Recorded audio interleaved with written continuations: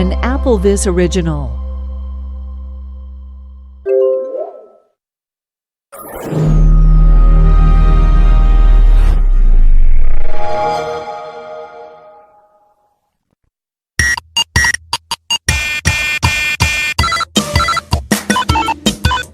Hello and welcome back to Gamers Corner.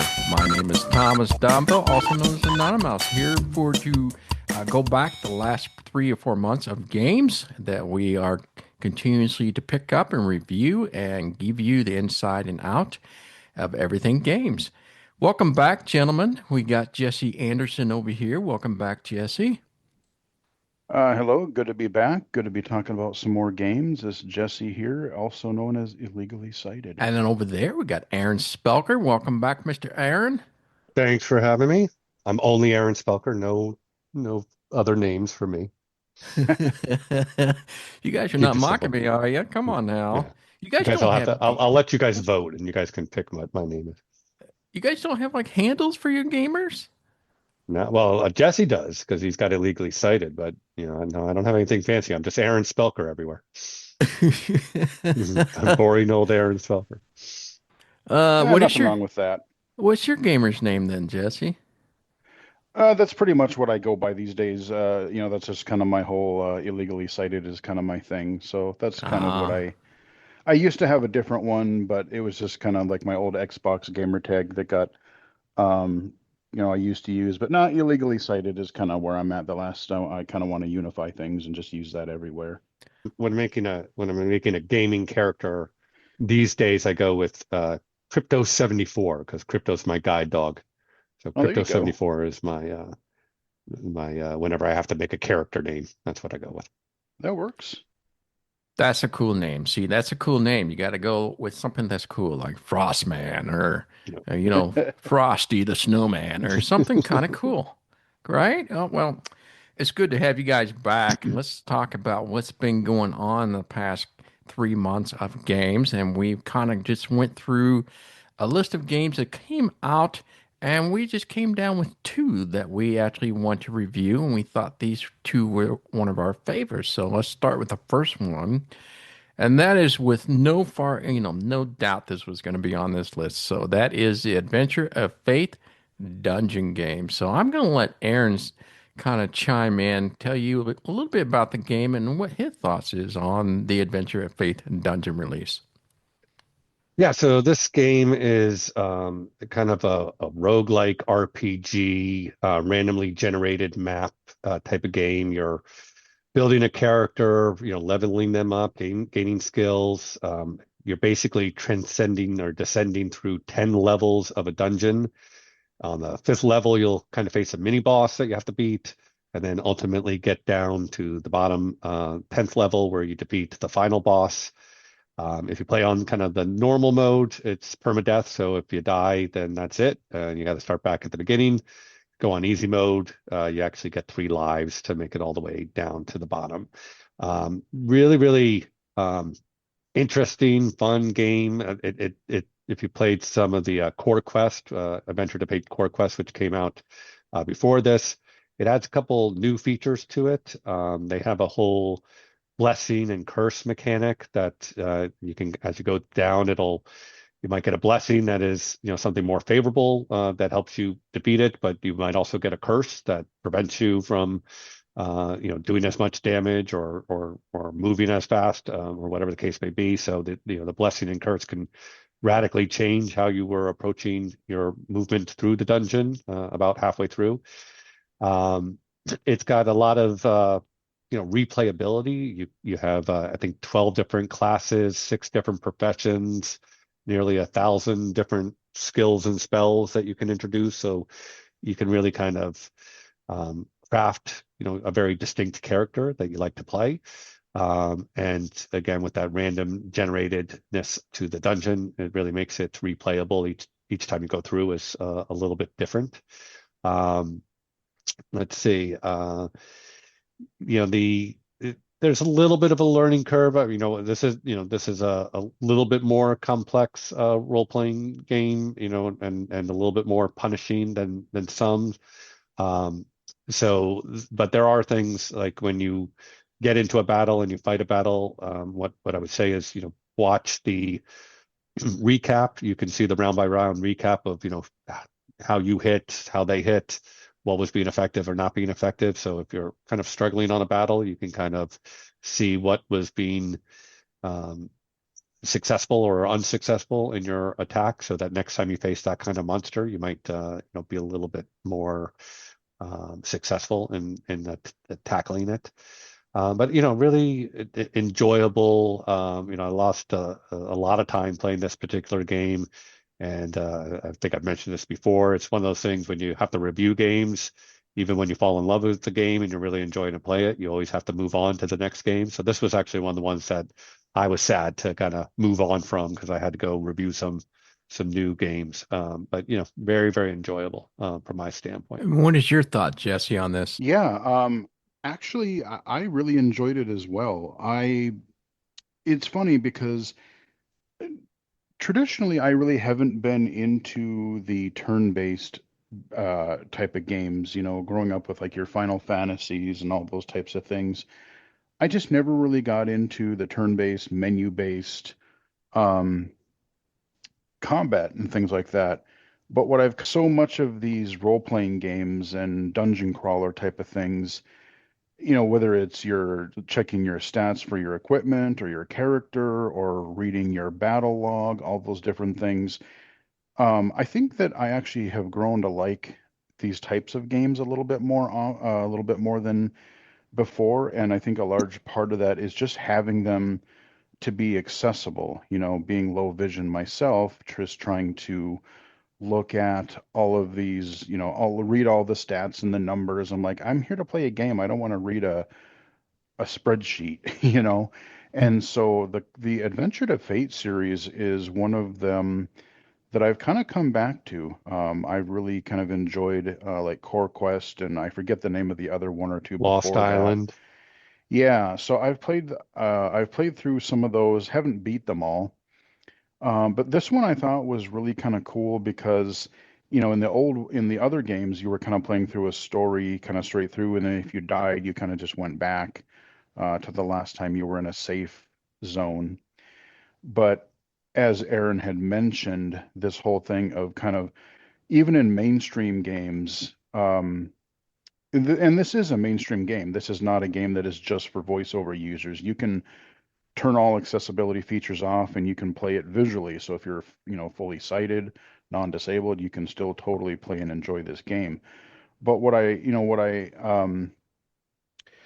in a lot of genres and just everything these days, it kind of has this roguelike, run-based type of game mechanic where you go as far as you can, you get upgrades along the way, but if you die, boom, that's it.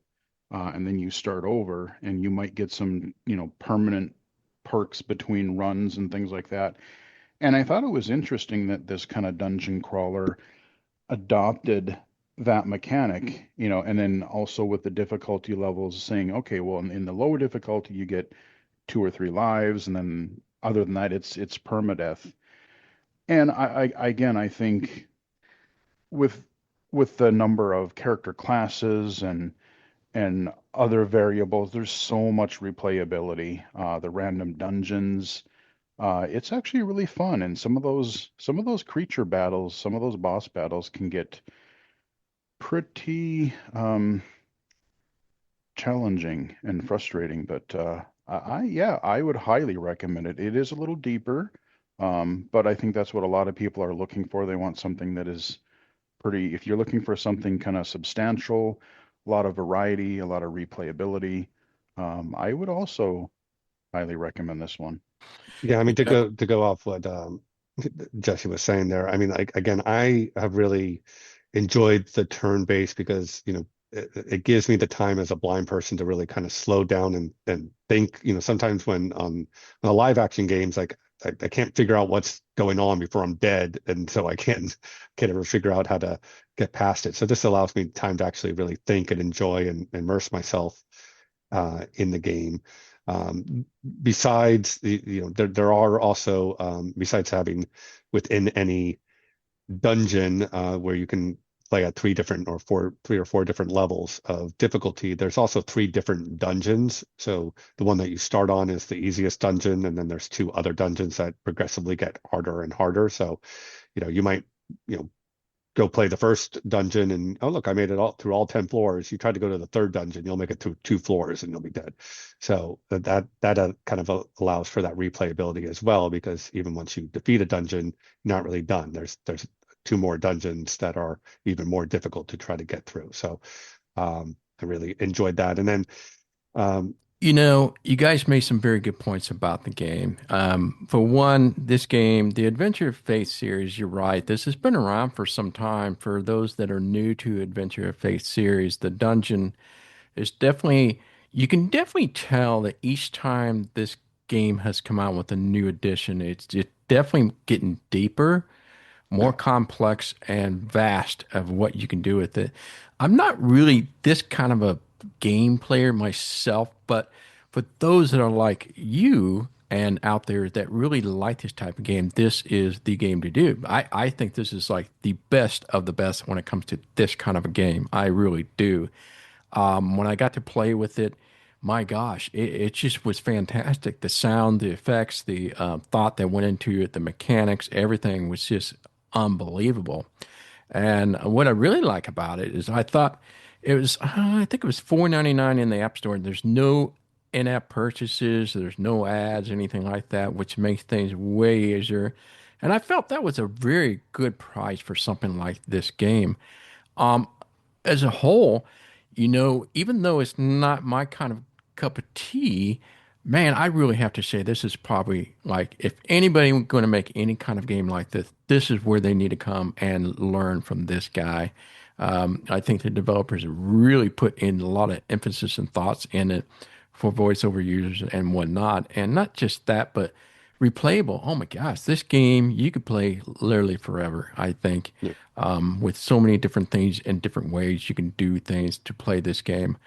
I don't know, guys. This is one of the rare times that I would say this is probably one of the best I've seen out there. Now, I say that a lot, but no, I really do mean that this is probably the best of this kind of game.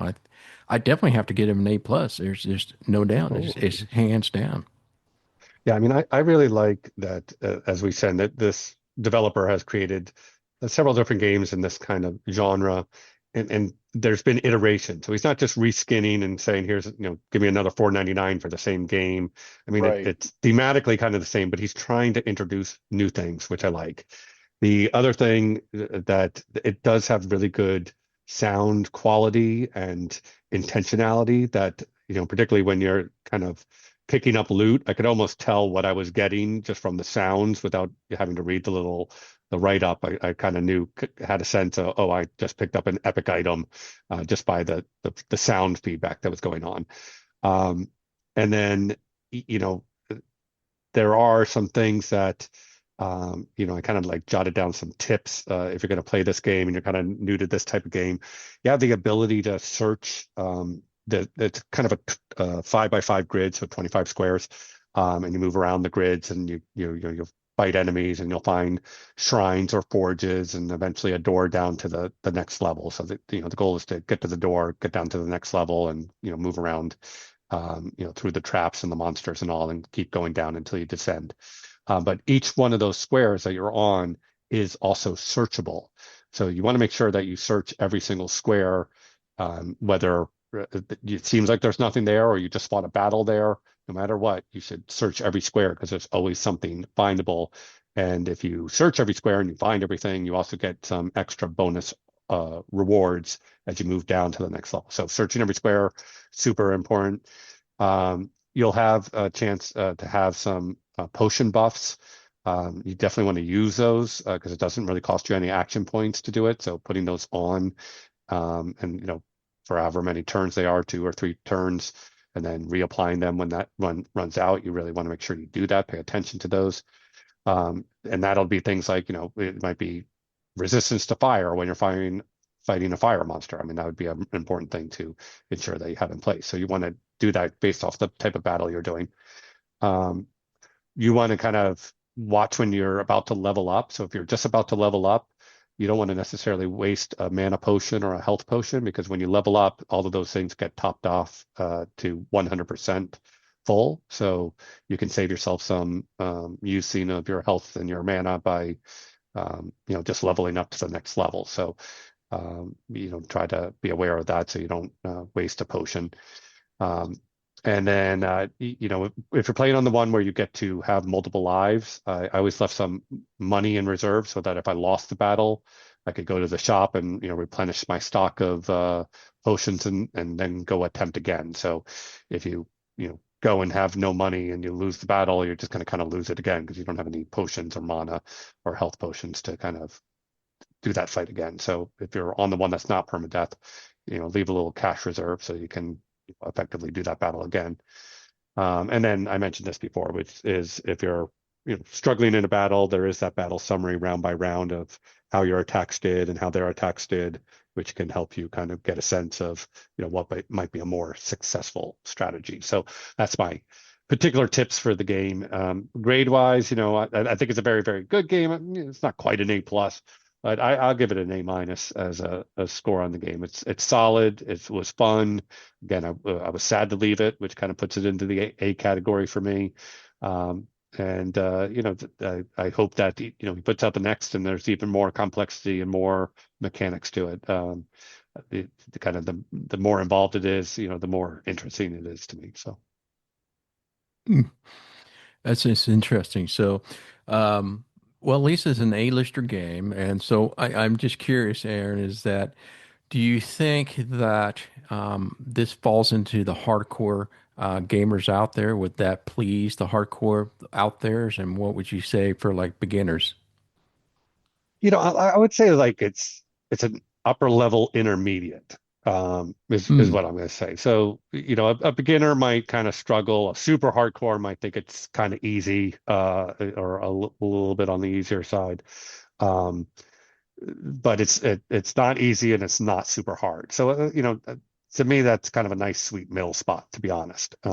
It's in that realm where it can potentially please everybody. I would assume a game would be difficult to find that sweet spot that everybody would love, you know. Yeah. And I think you're right. I think that they got to pick in the middle. But all right. So, what are your thoughts then, Jesse? After of your when you got to kind of play with the game for a bit, or did you think it was kind of rated up there for you as well? Well, yeah, as I said, I quite enjoyed it too. I've enjoyed this whole Adventure to Fate series overall in general, and I'm glad you guys mentioned the sound and the audio. Like I enjoy especially some of the battle music and the sound effects and things like that. So the presentation style is also pretty good because if you're going to listen to a game, you want to have especially a lot of replayability like this, and you're doing battles constantly. It's nice to have some, kind of catchy music to go along to that you don't really get sick of. And yeah, I would probably give it kind of just a straight up A because the only little nitpick that I would have with it is more for like a low vision user as a voiceover user. And this has kind of been a thing for a lot of the Adventure to Fate series. It's kind of a weird thing where when I use voiceover, I use a combination of, swiping, flicking left and right, but also explore by touch because, well, either A, I can see that something is there, and so I can just, touch where that square is or touch where that health bar is or whatever and hear the information that I need. So it kind of speeds things up for me. But there's a couple kind of weird little quirks where some of you, if you're swiping through the screen, particularly around the kind of the middle of the screen where you have a lot of your like your XP and your health and mana and different things like that, it's a little because the some of the information is really small and just I don't know, just kind of the way that voiceover interacts with it. Mm. I find that I have to like I can touch somewhere near there and then I have to swipe. It's not quite as like I can't just touch exactly what I want to, and so it's a little bit finicky there. But the Yeah. fact that voiceover still easily reads it all and I can get in the vicinity is fine. But other than like a couple of very minor just kind of little quirks with that. Like I said, I have no problem with the actual gameplay. And again, you have the different difficulty settings, so you can give yourself a little leeway with the extra lives if you need to. But if you want more challenge, you maybe play a harder class or you play a harder difficulty. So yeah, I would say just a straight up A. Yeah. Hmm. And I agree Yeah. with you on that focus. I had that written as like one of my cons or drawbacks on this game is that when you touch on the screen, you could touch the exact same spot, but it does not announce the exact same thing at that spot. Like it's like the focus doesn't always hit the same spot. Yeah, And I yeah, there's particularly some found that on the inconsistent inventory slide. borders or something. Yeah. And maybe that's what it is. Maybe everything's so tightly packed that just like the slight little bit that I'm off is putting me somewhere else. But Yeah, um, the creature area is pretty good. Like that's pretty consistent, but I think again you have the most. They pack a lot of really tiny bits of information where all of your health and mana bars are and like your like there's a couple little strips there that are there's a lot of stuff crammed in there, so that's where you're gonna have to do a little flicking. You can't rely on explore by touch quite as often. yeah, I found it the worst on the inventory screen. Mm. I'm curious, guys. Now, I have to agree with almost everything you guys say.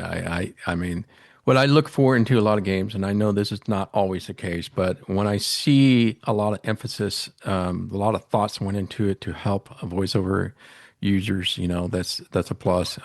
Sounds, as you mentioned both, I thought the audio and the sounds and effects are tremendous because a lot of the times, a lot of these RPG games that I play don't have a lot of those, and if they do, they're very basic sounds and things like that. So I don't know. I mean, I kind of give it a little higher grade because of those. Because I look at everything, went behind it, how much effort and work they put into it.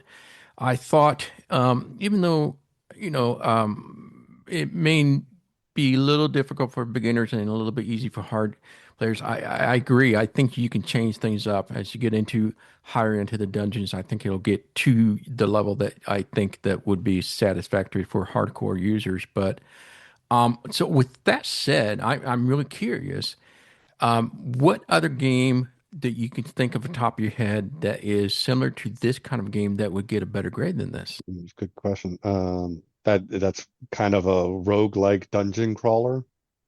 Hmm. Hmm. Well, Difficult question, I isn't it? guess I mean, there's variations. Like the next game that we're going to cover is kind of a similar turn-based type of mechanics, but then, like Doncaster, I know it's not a dungeon crawler, Right. but there's a lot of games that kind of Conjuring. have this sort of turn-based uh, gameplay mechanics, battle mechanics to them, and I enjoyed Doncaster quite a bit too. Yeah, I mean, so yeah, I mean, there's a little different. Like, so if you go with the series that we talked about before with Untold and Red Tide and Black Dust, the Eldrum series, Hmm. the battle in that is a very turn-based, use different skills and attacks and defenses. So from that standpoint, the fighting um, in those games is not terribly dissimilar to what's in this game, although the other one is Eldrum is more kind of a text-based world building, and this is more a straight up, grid dungeon crawling. Right. So Right. the Right. fighting is the same, but the rest of the game is kind of different. So Yeah, I mean, uh, this is still one of the top tier, I think, as far as like, battlers and like the grid-based dungeon crawler mechanic. Hmm. No, it's a solid series. Oh, no doubt. Okay, well that's good. So that is probably one of the biggest one that I picked as well. So Adventure of Faith Dungeon series or the Dungeon game, part of the Adventure of Faith series.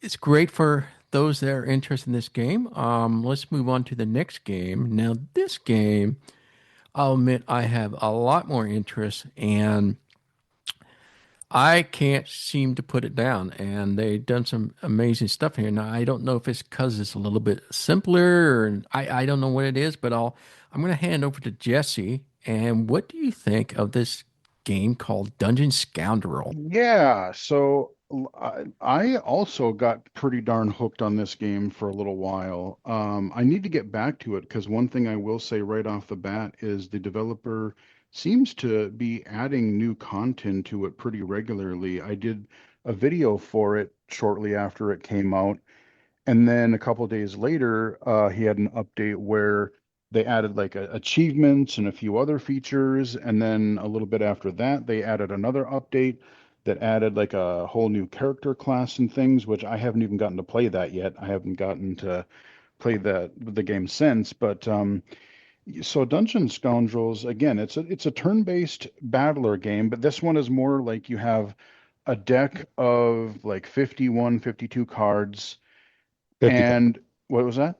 55 cards. 55. Okay, I forgot what the exact number, but basically you've got your card deck on the top, you've got um your kind of character, you have a left hand and a right hand, and you have a pocket where you can kind of like you can store a card for later use. And then you kind of have your play field. And so what's really interesting is like each card represents either an enemy or an item. Like it could be a sword, it could be a potion, it could be a shield, um, or any number of other things. And then, of course, your enemies. And so each of these cards has a numerical value. So, like if you have an enemy, you might have an enemy that has 3 hit points. And so if I have a sword that has 5 hit points, like I would have to first equip that into one of my hands. And if I were to attack the creature for 3 damage, that means I still have 2 damage that I can deal to another enemy that pops up. And it's, yeah, it might sound complicated the way I'm explaining it, but it actually is pretty streamlined, and it didn't take me very long at all to like understand how to play it. And once you start kind of just getting to know, like, oh, okay, this, these numbers are this, and okay, I got shields, I got swords, I've got potions. It's just it flows really smoothly, and it's really kind of addictive. A little tip that, I would kind of say is that you may not, so when you're like, the way that your battle works is if you are attacking with, let's say, a weapon, could be a axe, could be a sword, whatever, you have to equip it into one of your hands, and then you would double tap that, and then you would double tap the enemy that you want to attack. If you're defending, however, you make sure that you have the shield in one of your hands. You attack or you double tap the enemy first, and then you double tap the shield, and that's how you defend. So it's a little bit confusing maybe at first. I think Aaron and I were texting about that briefly. So basically, like if you're attacking, you do your side first, and then you attack the enemy. If you're defending, you do them first, and then your thing. And like I said, I think it had really catchy sound effects, really catchy music, and it just kind of flowed really well. I I beat it on I've unlocked all the character classes on the easiest difficulty because I wanted to see what all the character classes were. And I finished it on I think the first 1 or 2 character classes on the normal difficulty. And it's so frustrating because like in a good way, I guess. Because I cannot tell you on normal difficulty, I cannot tell you how many times um, basically, when you're playing, the goal is to play all of the cards in your deck and also clean out the play field. So clean up any remaining enemies, any remaining items, so that the whole play field is empty. And I can't tell you how many times on normal where I would literally get down to 0 cards and I have like a potion or I have like a half broken weapon and I have like 2 or 3 enemies that just have ungodly amount of damage, and I just don't have the resources to survive with enough health to clear the field and still live. Like I'll literally die on the last play. I'm like, oh, but it just gives you that incentive that that you're so close that you want to play it again. You know, I Yeah. have to agree with you. I can't remember how many times I've got to the point where I'm down to the last room, where you have a few creatures left, and it's like, oh my God, there's no way I can end it, and it's just so frustrating, but yet so kind of pulls you in want to play some more. Yeah, when this game first came out by itself, there's a classic, what they call it now, and that's what we're talking about now. I agree with the update to what they added, just substantially increase of what you can do. Now they offer a hero run, which has tons of different variation to different decks. They did introduce a new class.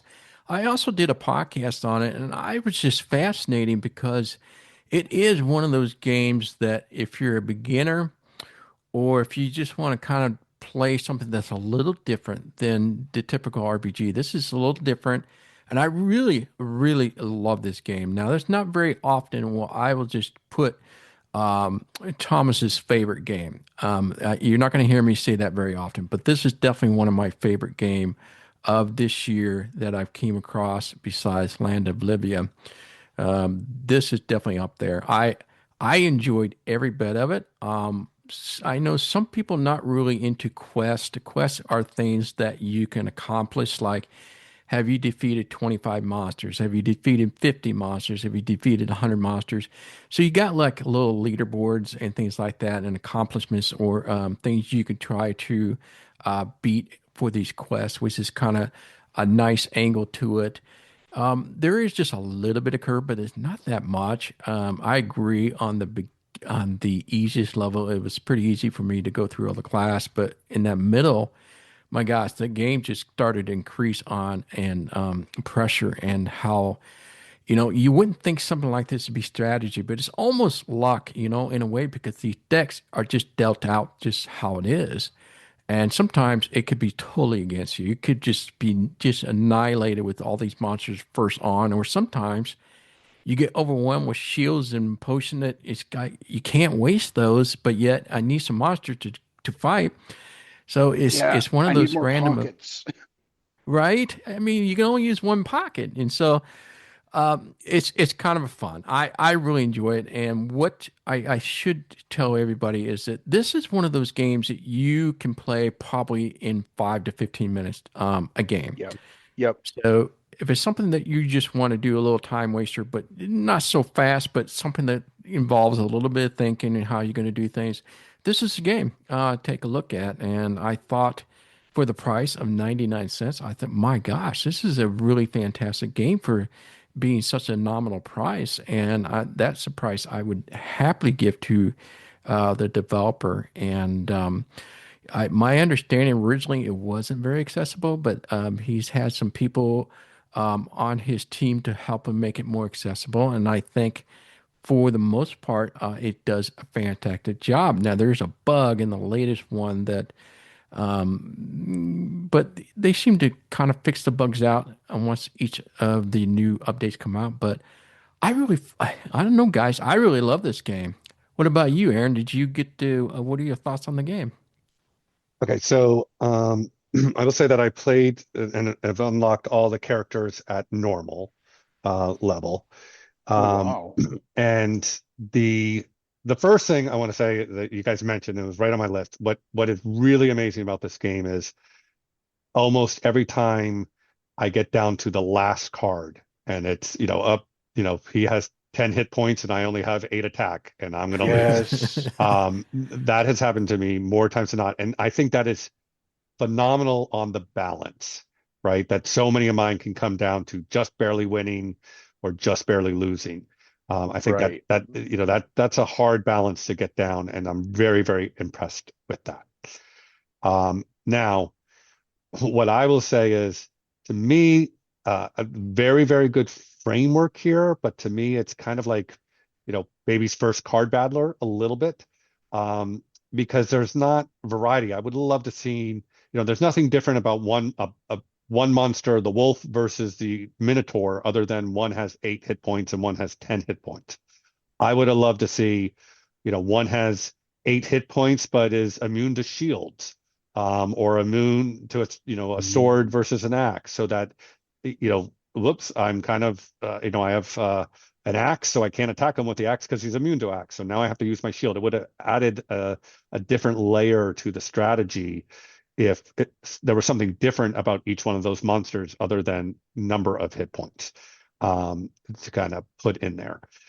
So I would have loved to see that. The achievements were interesting, but a lot of times when you have these kind of roguelike card battler type of things, if I get to 25 monsters, then you get something like, oh, you hit for 1% more damage on all your attacks. The achievements, you achieved them, but they didn't really help you in any way other than say, kept track that now I've defeated 100 monsters.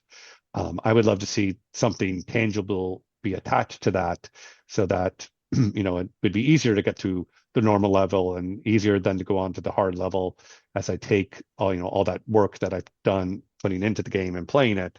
That would be kind of available. There are different classes. Each class comes with a unique spell card, which is just one card that shows up in the deck. To me, that wasn't terribly different. I mean, there's kind of a little different of, when I hit that card of how I played that card versus how I would play it on, the rogue versus the paladin versus the whatever, but it didn't drastically change to play through. Like I see some other times when you have a class change, you really have to play the game completely differently. Like if it was, oh, when you're the whatever wizard, you can't use any of axes or whatever. You can't equip any of those, or they hit for half damage or something like that. That makes playing that character really uniquely different. Maybe with one character, swords are double the attack, but axes are half the attack. To really make that character feel different than the other characters. So like all the bones are there, but the dressing to me was kind of missing on the game. So I thought it was fun. I thought it was interesting. It's not a bad game in any way, but I just saw so much more potential that could be achieved with this game that seemed kind of left on the table, at least for now. Maybe again he'll do updates, or when he does, Dungeon Scoundrel 2, it'll introduce those type of things. Yeah, so to me it was entertaining. Was I sad to move on from this one? A little less sad to move on from this one. But it definitely was not a bad game in any way. It was enjoyable. It was fun. I just saw that there was a lot more potential that seemed left on the table.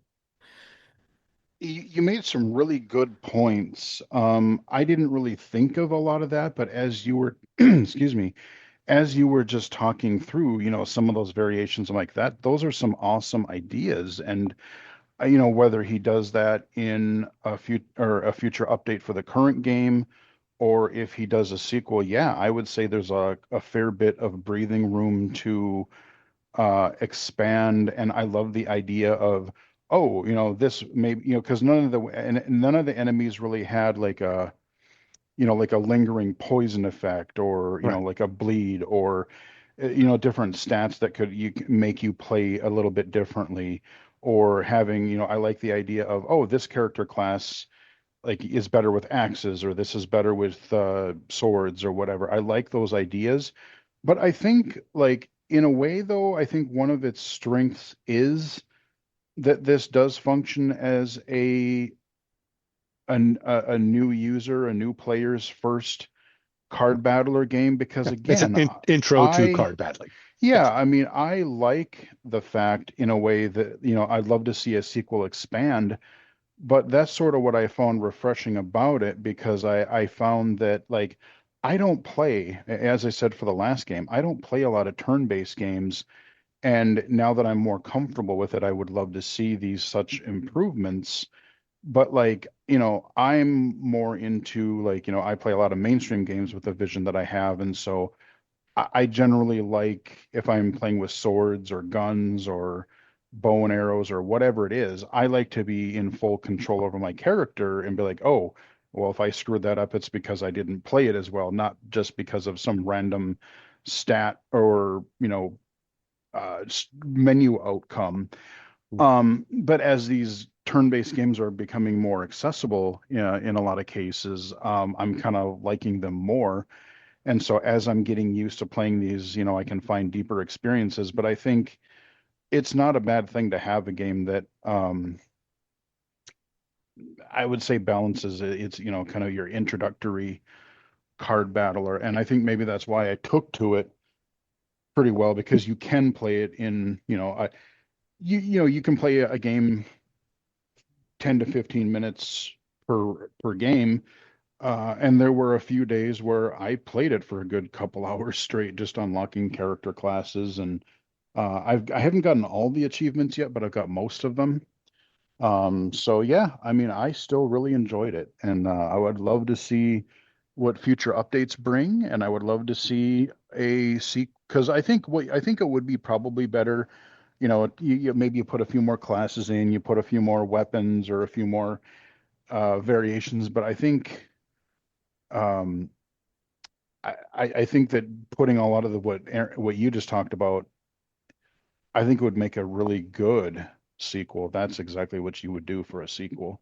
I think he could get a lot out of this because, some of the things I mentioned in my podcast about the original when it first came out for I think it's version 1.0.5. It's kind of funny because he posted on my podcast to say, hey, wait till you see the next version. It's going to do a lot more. And so version 1.0.6 came out. And, to answer the spell card, the new version, they have a lot. I mean, a ton more spell cards that are available now. So basically, how Hmm. that works is that each dungeon that or I should say, yeah, each card or deck that you complete successfully, you get rewarded with so many. I can't remember if it's crystals or what. I think it's crystals. And based on the crystals that you have, are cards that you can unlock during the That game. is Now, it can only yeah, unlock that for was the. not there when I played. Yeah, I don't, because you started talking about multiple dungeons and multiple, like, I Hmm. think that must have been a very, very recent update, because I don't remember some of that. Did they Oh, fix yeah. the one? I mean, like I said, I came in, I played it after the achievements and the blind character class, and then Hmm. I didn't play it after that. But did they fix? I know there was one bug I wanted to mention that is hopefully fixed by now. In the initial version that I had played, it was fine. But I know the last time I had played, you could swipe through the characters on the screen, but it wouldn't actually Right. select them. And Right. so that was broken. That is fixed in Oh, good. 1.0.6. However, it did break some other things. But in that version, yes, yes, yes. So what you guys are talking about is now deemed as classic.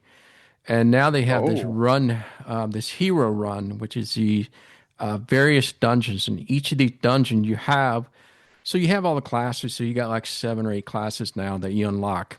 Now, Hmm. based on the character, so if I pick sorcerer and I do a run, hero run, there are a ton. I can't remember how many. There's dozens of new dungeons that you go through. So you got to go through each one of them one by one, like as you were unlocking different dungeons. And Oh, every wow. dungeon now has its own set of deck of cards. So there are 55 cards in each of the dungeons you go to, but they changed it up. So you do have the basic is still there. You still got, hit points, you got weapons that does this and this, but they changed. You got different monster names now. You got different weapons. You got different potions. You got all sorts of things. And each of those, when you go into a hero run, before you start the game at the top, there's now a spell button. If you tap on that, it'll show you all these spells that you can introduce into that card. So, like one of them, for example, will automatically put re-deal the deck for you, or put those 4 cards, put it into the end of the deck. And so there's lots of different spells you can purchase Can or to unlock. you do more than one spell per run? You can only use it, well, you can only use it once, I believe. So it has to be dealt to you. So it's just a card that gets introduced into the deck. Right, So but can you have multiple spell cards during a run eventually, or Yeah, just that's a one? good question. Can I have multiple cards? I don't Because know. that, because that's the thing. Like like one spell card out of the 55 deck yeah, doesn't you drastically change things per se. Now, the fact Mhm. right. that you get to choose other than Totally just the one agree. that's given you is a little bit better, but you're still kind of it's on the margins. It's change on the margins, right? Yeah, you should have at least the ability to either have a couple of spells or use a spell 2 or 3 times, maybe. You still put a cap on it so you can't spam it, but Hmm. but yeah, I mean, this definitely sounds like it gives me another excuse to play this probably this weekend because no, I was not aware of the some of the again, like I said, when I initially started talking about the game, he's updating it so fast that it's like, oh, because I played this like a week and a half ago, and I don't think that some of those features were there. So I'm like, oh wow, there's still a whole bunch I didn't even know about Yeah, for today. give that a look because I agree with Aaron's point, and Aaron makes some really awesome suggestions and ideas. But one of those things, like Jesse said, it's the simplicity of it that makes the game addictive. It's just something about it. But I am with you, Aaron. I don't think introducing too complex of a card game is ideal at first, but maybe as the game progresses, maybe as you go into different difficulties, you get those kind of moves. Right. I would totally be down for that, and I think the developer would no doubt would love to hear those things. But I mean, for considering going for a very minor release, 1.05 to 1.06, it was that dramatic and that Oh yeah. impactful. I was like, holy geez, that's almost like a new 1.1 version. But in the end, so what would you give it a grade for then, Aaron? So, ultimately, I think I give it like a B plus. It's solid, it's fun. Again, I had some, particular probably two major tips if you're going to play this game.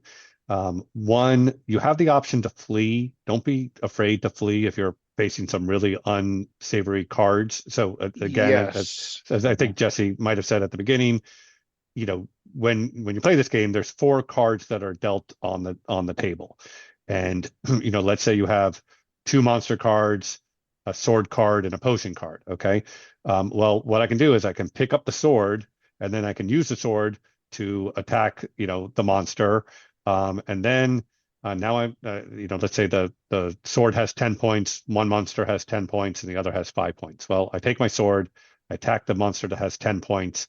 Now I've killed that monster, but I've also destroyed my sword. Now I still have on the table a monster and a potion. Um, as soon as I deal with one of those, if I pick up the potion and I put it in my pocket to save for later, now there's only one card on the table, and it'll deal three new cards to bring it back up to four. So every time you get down to one card on the table, it'll replenish to four cards, and you have to deal with it. So my tip to people is whenever you can, leave something that is not a monster on the table. Because what can happen to you if you leave a monster on the table and you get three new cards, you might Hmm. end up facing 3 to 4 monsters and put yourself in a real tight position. If you Hmm. leave yourself a potion or a sword or a shield, that's the thing that you leave on the table. That's just one fewer potential monster that you might face. Um, Now, if you do get in a situation, I've left a potion, but then I got dealt three monsters, and there's really no way for me to be able to beat that, there is the option to flee. It'll cost you a little bit of health, but you get to wipe out those cards and get four new cards dealt to you and maybe not be put in such a bad situation. So, leaving a positive card as the last card before three new ones are dealt out to you and knowing when to flee are, really two ways to make sure that you get to that very last card and do well particularly on the normal run. So that'd be my two advice when playing this game. The tips by Aaron, if you will. Again, B plus, solid game. Definitely room for improvement to bring it up into that A class. I think there's loads that they can do here, and maybe then he can charge 199, make a little bit more What money. about you, Mr. Jesse? What's your thoughts on grade? Boy, yeah. Like I said, I really like this one overall. Another tip that I kind of just thought of that I think I have for people is there are times I think where it's an advantageous for you as your character because you have your character in the middle and then you have, like I said, your left and right hand on either side and then your pocket down below.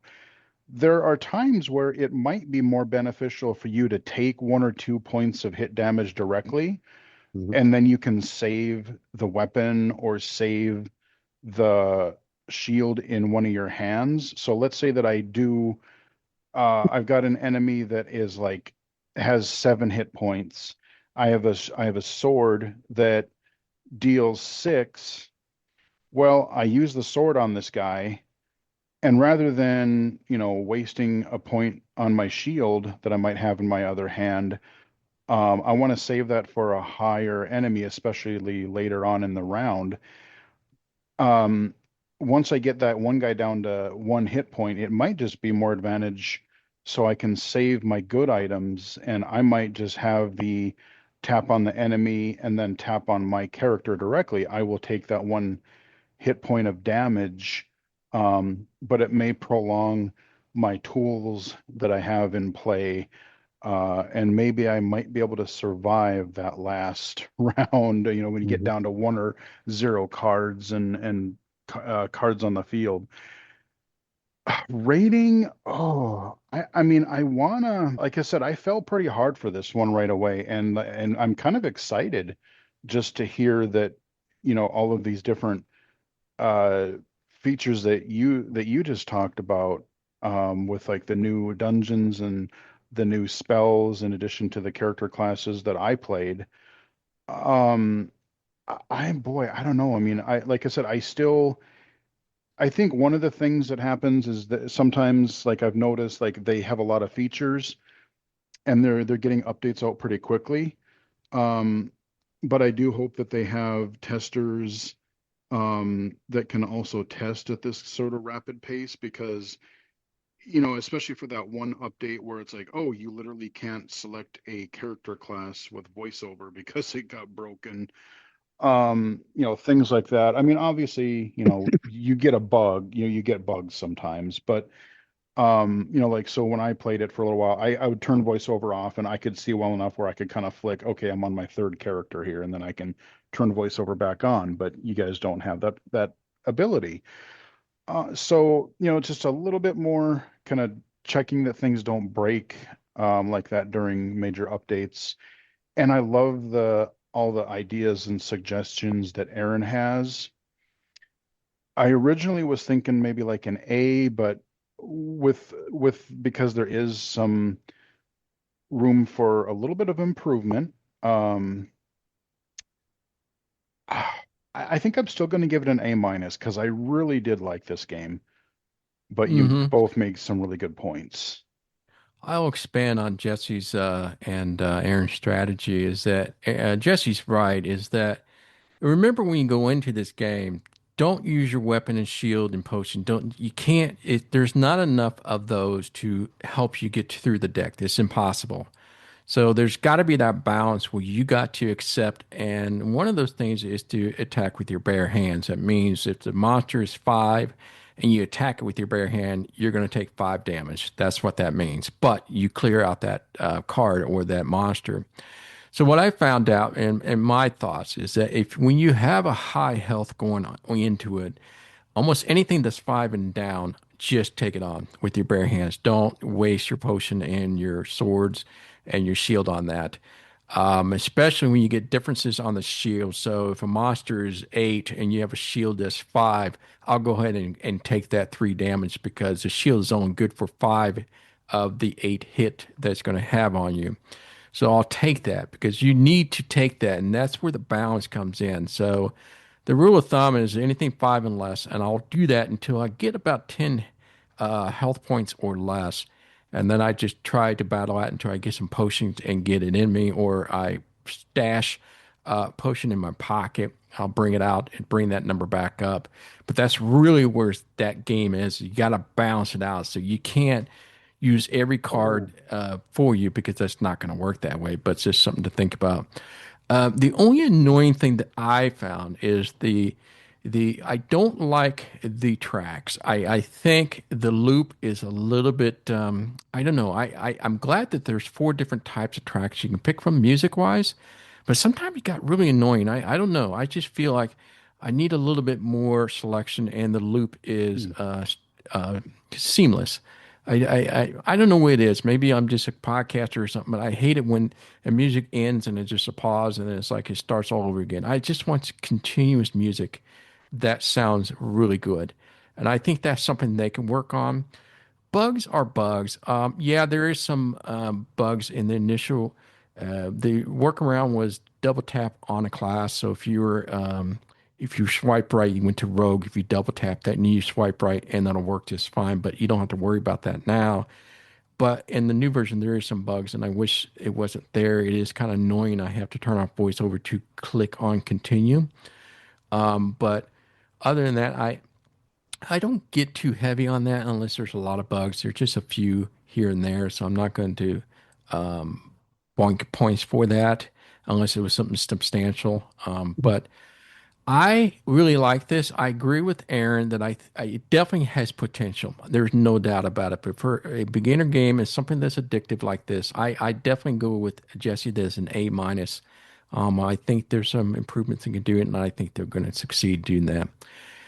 With that said, those are the two games we picked for this edition. Now, there were some runner-ups, and I have to get some what thoughts from you guys on these runner-ups. And those games are, we have the Echo Chain, we have Lane Defender, and then we have the Lingard. Now, I will kind of chime in of those three. I wasn't really a big fan of the Echo Chain or the Lane Defender. I'm not. The Lane Mhm. Defender is more of a haptic kind of a game. I don't know what it is. I just don't get into those games. But it was pretty popular by AppleVis users out there. They seem to like the game quite a bit, and there are some people that like the Echo Chain.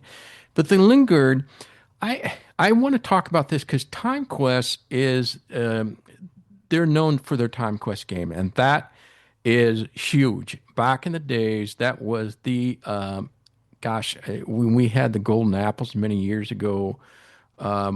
We had awards, and people picked Time Quest, and it was very popular. So I was really happy to see Lingard come out, but my problem with the Lingard is two things on this, guys. The price on it, holy cow. It's Um, $12.99. Is that what it is? $12.99 for a game, and I'm like, okay, you really gotta convince me this is gonna be worth that price. And I gotta say the story and the music and everything is absolutely gorgeous. Everything you love about Time Quest. But what I had a problem with Lingard is the price, and I felt like there's a lot less choice than there were in Time Quest. I think that's what made Time Quest really fun because the choices that you had to pick and you got different paths. I felt like there's a less of that and way more stories. So I didn't feel like I was getting a game. It was kind of like it was kind of a choose your own adventure game, but I felt like it really didn't meet my expectation at all. So, did you play any of those three games yourself? And Aaron, do you have any thoughts on those three games that are Yes. runner-ups? Yeah. So, Echo Chain, it's kind of like a Simon Says, match. The sounds are going a little different though, in that the pattern will change on you. So it's to me, it's pretty hard to get very far in that because you don't get that pattern recognition of remembering it's, this sound, that sound, this sound, and now you're adding a fourth sound. All four sounds can change on you, which makes that a pretty difficult game to play. The Lane Defender, I did not like at all. I didn't think it executed very well. I started playing it. I put that down very, very quick. For my mobile accessible games group, if I think a game is not even worth playing, I don't review it and then say, oh, this gets a D or an F. I don't really do with that. I want people to see games that are worth playing. So I'm not even going to review Plane Defender for mobile accessible games. I just did not find it worth my time at all. The final one, which we were considering as one of the main ones for this one, I didn't have a new phone, and I hadn't upgraded to iOS 26, which I do now have a new phone, and I do have iOS 26. So I might download it just to check it out if I decide I have $12.99 to spend. So maybe we can pick that up next time around, and I can give you some more opinion on that last one. But yeah, I just got my new phone over the weekend, so it's only 4 days old. So with the review, did you review the three games yourself, Jesse, then? No, I didn't. And I'm kind of on board with both of you guys. The first two games, like Echo Chain, and what was the other one? Lane Lane Defender. Defender. Yeah. I will put a disclaimer out there. The developer for Echo Chain did reach out to me via email. He must have saw my channel or something, and so he did give me a pre-release code for it. So I will just have that as a disclaimer right away. But I mean, like I said, there's what I would say is the value in these is you could put them on, a younger kid's iPad or iPhone or something. You could use it to kind of, teach some basic iOS gestures because with Echo Chain, you're swiping up, down, left, and right to match the sounds. Did either of those really do anything for me? No. There's been a number of games that have either had the Simon Says mechanic just as their overall game or as a mini game, and those games have just never done it for me whatsoever, to be honest. Lane Defender, yeah, again, like I thought it was sort of weird because it was sort of hard to tell like what lane Hmm. was going. So I would just kind of like take three fingers and just go and you could Yeah. just brute force it. Exactly. So that one just, yeah, I don't think I'm gonna cover that one on my channel either because, like you said, you don't want to badmouth a game. Like I said, that's where I still try to find the positive of like, if you got a younger kid, you get them interested in, or you get them, you teach them some basic gestures. You do have the kind of the Echo Chain has the kind of multiplayer thing, so you could get a couple of kids maybe on an iPad or something and whatever. But yeah, neither of those games really do much for me. The was it Lingard? Mhm. Um, I like, yeah, I liked the previous game quite a bit. My main problem with those was that I wanted to play through the story, and I hated waiting. Like, oh, you get to make this choice. Now you get to wait 8 hours. Right. Um, I just like I want to play a game when I want to play it. I have not had much of a chance to play much of Lingard. But if you say there's not as much choice and everything, it may be one that I'll pop on like every once in a while. I think it may still be worth covering on my channel at some point. But again, even covering that on a video is hard because I can show the interface, but if I run up against something right away where, oh, I perform an action and now I can't do anything for an hour and a half, well, shucks, that so yeah, I mean, You're I, really into the game 12, for the story. I mean, that's what it's yeah, about. yeah, It's really for the story, and I think it that's what is. people really love Time Quest is for the story. Yeah, and Mhm. the story in Time Quest, that was kind of what was the cool part about it. I do think in a way that the price is a little bit high, especially when you look at it like mobile has a little bit of a different standard than console and PC. But at the same time, like, man, you think you complain about $12 for a game. Try being a mainstream gamer when you have games releasing at like 70 or 80 bucks a pop. That's true. Thankfully I'm into indie games and those are more, 5, 10, 20, 30 bucks on the high end, but like your big AAA games like ooh, they got you. Like there's a bunch of Nintendo games that came out late last year for the Switch too, and I'm just like, yeah, I'd like to play Metroid Prime 4. I'd like to try Kirby Air Ride, but if you think I'm going to pay 80 bucks a pop for each of those, I got a lot of other stuff I got to do and play, so I'm not going to play those right now. No, you make some good point, Jesse, is that we've gotten so used to these prices. I mean, I think that's the key point there is that, you know, I can tell there went a lot of development into the game. I'm Hmm. positive it took years to develop because the story is vast. I mean, just huge. It's like bigger than a book. I can't. I wanted. I should have looked into how many hours of book play or book this in this game. And the Hmm. sound is just incredible. The music is wonderful. It's gorgeous. It's definitely A-lister game sound. But I'm not. I don't know. I have a hard time thinking this. You really this really fall into the game category because it's almost like a book.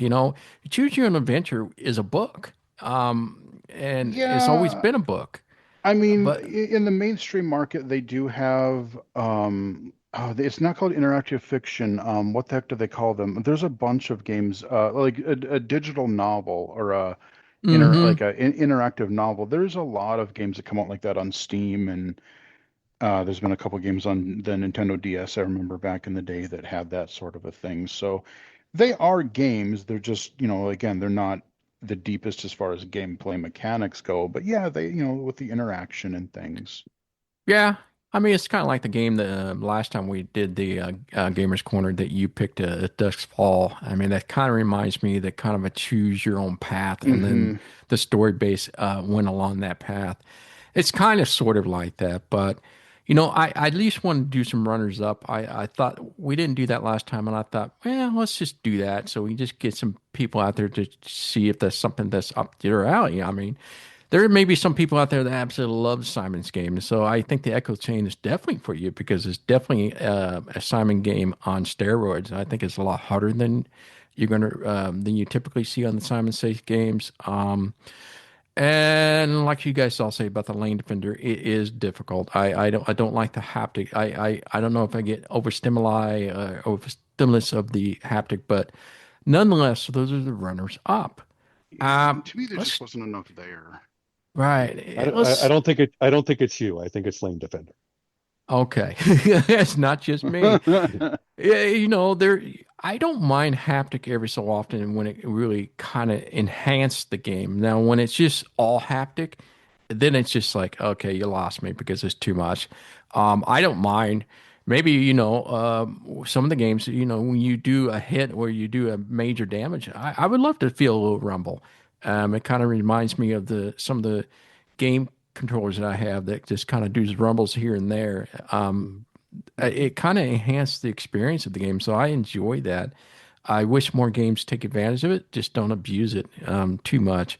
Not only that, but my God, it kills my battery when you play those kind of games too. It's just like it just drains it big times. But okay, Aaron, this is up for you. We're in the next category, which we did last time, and we have the Aaron's Treasure Vault, which Mhm. you will pick a game that is something that we have come to love and play in the past. So, what is your game for the Treasure Vault for this edition?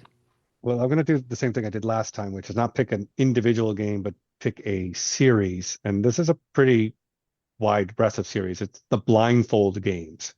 The Blindfold Games are a series of games that the founder is a guy named Marty Schultz, who originally kind of did like an after-school program where he had, kind of teenage kids create a game, and they created a completely audio-based game, and then they turned that into really reaching out to the blind community, and kind of he's ended up formulating a company around it. I think there's something close to 80 different games in the Blindfold series. So you're going to have, you know, things like card games and casino games, but you'll have sports games and live action games. There's a whole host of them. I thought I actually went through and listed them all by genre. So I don't know if maybe in the show notes you want to drop it in, so people can kind of see all the different games that they have. But I do have that available. Um, they are, all audio-based games, all based off of sound. They are kind of depending on which game you're playing. Some of them are very, very simple. Some of them a little bit more complex.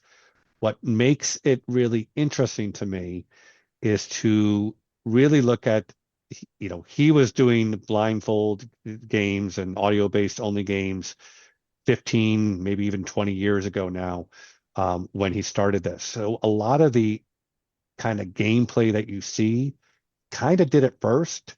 Other people have come and iterated on it, improved on it, and made it more complex and maybe made it better.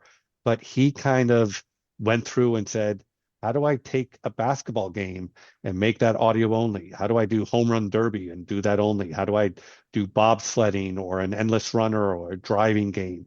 He kind of, mentally went through that process and came up with something and put it out there. Again, have people come along and done those games, more complex and better? Yes, but he did them first. And I'm really, really impressed with that. I got a chance to interview him a couple of years ago. Really, really fascinating conversation and about formulating the company and where he's been taking it and what partnerships he's done. But it's really a great series because I think a lot of people have iterated and used that as inspiration to create some of the games that we play now and greatly enjoy. Again, he kind of got there first. It's kind of like you ever hear the jokes, The Simpsons did it, like any plot line, The Simpsons have already done it. It's kind of like Blindfold Games has already done it. Mm-hmm. So, really, really, really kind of impressed with him, with the company. And then, again, that willingness to experiment with genres, to try something different, to figure out how do I make this a game, is what I really, really like. The other thing I like for a majority of their games, they give you kind of a series of coins, if you will, where you can play the game of, I think up to usually 10 times. And then, then decide whether you want to purchase it or not. So I like that. You don't have to put money out right away and then find out you don't like the game. They on most of the games, they give you a chance to play it for a little while before you get to a point where you run out of coins and then you actually have to pay for the game. So I like that. It gives me a chance to play, decide if this game's for me or not before I actually lay down some real money. So I really like that. Most of the games are iOS. I'm not sure if any of them are available on Android, but all of them are available on iOS. So if you were asking me of the series, again, there's 80 different games that have been created by this company. I'll tell you the kind of ones that I like. Well, actually, before I get into the ones I really like, what they do particularly well is anything that has a rule-based game, card games, board games, they're exceptionally do well at those. They're very voiceover friendly, and the voiceover is flawless because they're focused on that. Again, as I mentioned, having coins so you can, not have to spend real money before you, get to try out the game before you spend real money. Again, they have several different live action games. Again, they tend to be a little bit on the simpler side, but as I said, they're really, we're kind of the first to think of how do I take this and make it a real game? How do I take table tennis and make it a real game? How do I take basketball or home run derby, as I said, and make that a real game? So that's what really impresses me. For games that I suggest, any of the card games at all, they have hearts, euchre, spades, Uno, all of those. Rummy, solitaire, war, any card game based game works flawlessly. It's exactly what you want in a card game. They have a bunch of casino based games. Those are also very, very good. And again, as you can see, those are two very rules based type of genres. They do very, very well on those. There's one called Blindfold Runner, which is an endless runner. I quite enjoyed that as a game. Maybe one of my most enjoyable endless runners that I've played as a blind person. And then Blindfold Dominoes. I really, really enjoyed that as well, of playing dominoes. It was, simple execution, but also very, very fun.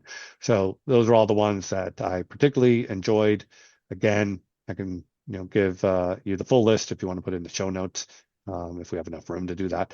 But there's a wide variety of genres. So, whatever you're kind of into, there's probably a Blindfold game that you can try out and see if you enjoy it. Mm-hmm.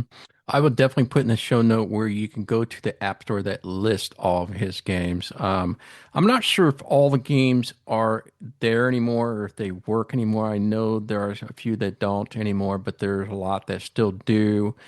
They talk about the blast from the past. When he first came out, there were some very simple games, like you said, but when he started getting into the things that really interest me, and those are the card games and the casino games. I mean, back then, we're talking, gosh, oh my gosh, I want to say that had to been 10 years ago. 12, 13 years ago. Yeah. Yeah, and when that at that time, it was hard to find any games that were that accessible, especially games I wanted. I wanted Uno, I wanted Spade, I wanted Hearts, I want Rummy. Yep. Those were non-existent, and when he came with that, I was totally excited. And I thought the games were really good, and they're great because you can play offline, so you can play yourself against a computer. The coins options that you mentioned, yeah, I like that because you got to play a few times to see if that's something that will interest you. But almost every game you do have to upgrade to get either more coins or get unlimited coins. I can't remember how that Right. system worked, but one of the two, I he just simply just disappeared. It was just like one day, boom. It was like he released a game, one or two games a month for years. And then it was just one day he just disappeared. And I was like, Yeah. what happened? Because I always, the one thing that I was kind of not, well, I don't know, I want to say not upset, but I wish.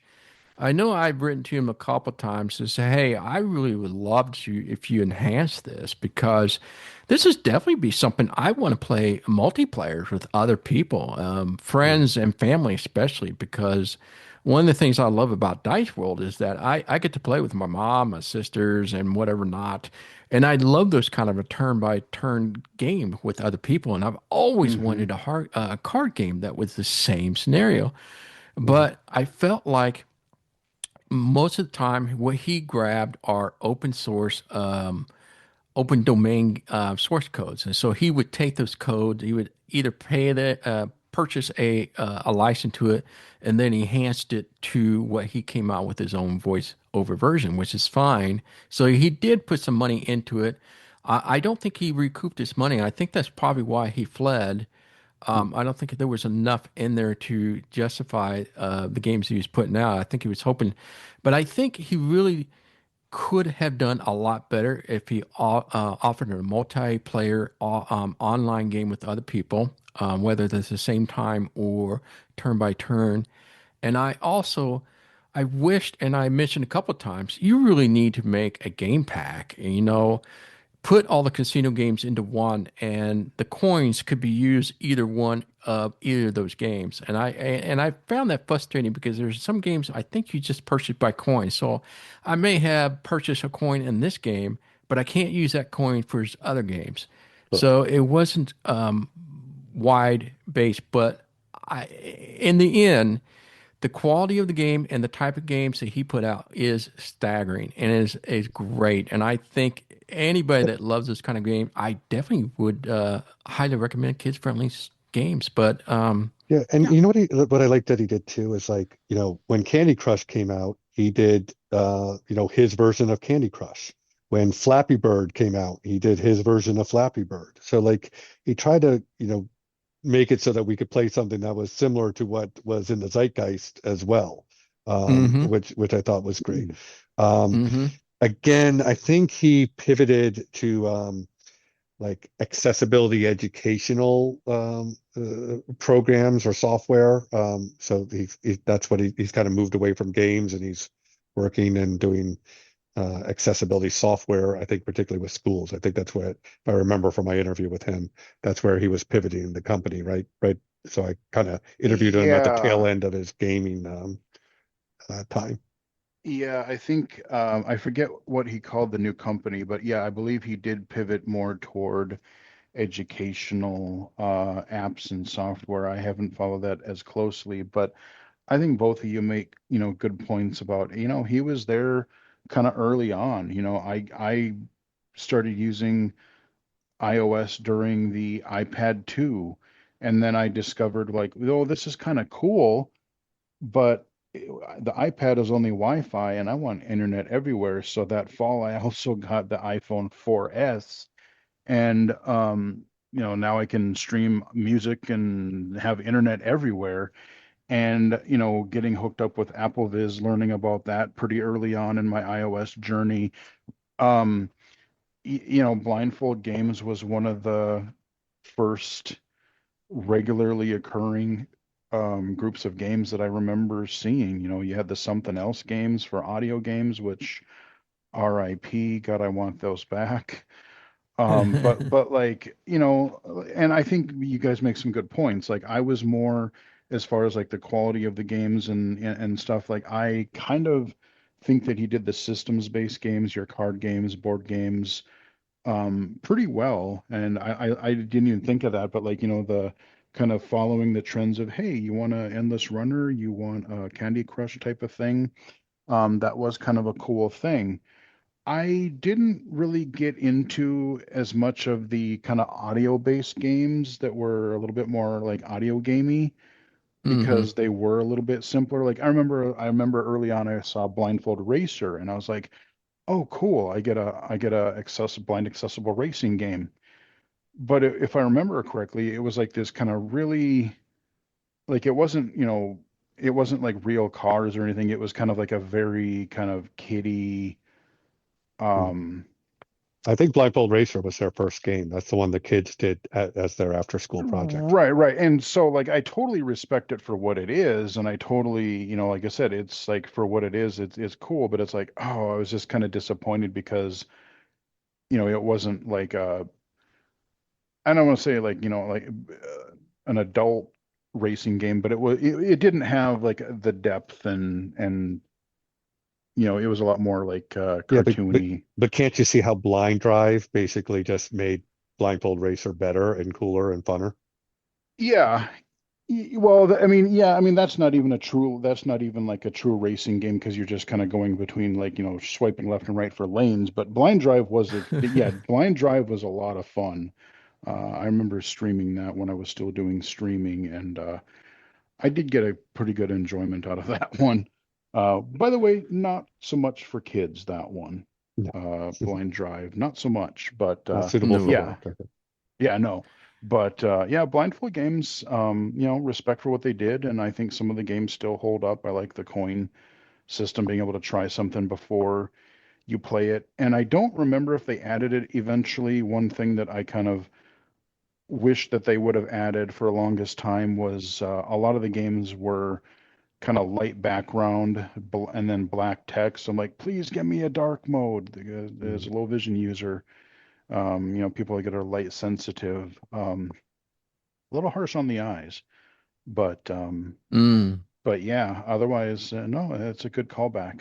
When you link to the store, do both Blindfold Games, which I think it says just developer Marty Schultz. So you grab Marty Schultz, but he also put games out under the kid-friendly Ears games, so like Ears Mm. Casino and Ears Roulette. So grab both of those because basically both of them are Marty Schultz Oh, and both of them, the thing with Blindfold Games too is like they used to launch them independently, but now they sort of like you download the Blindfold Games launcher and launcher. Yeah, and then so you can explore and play the games within the launcher itself.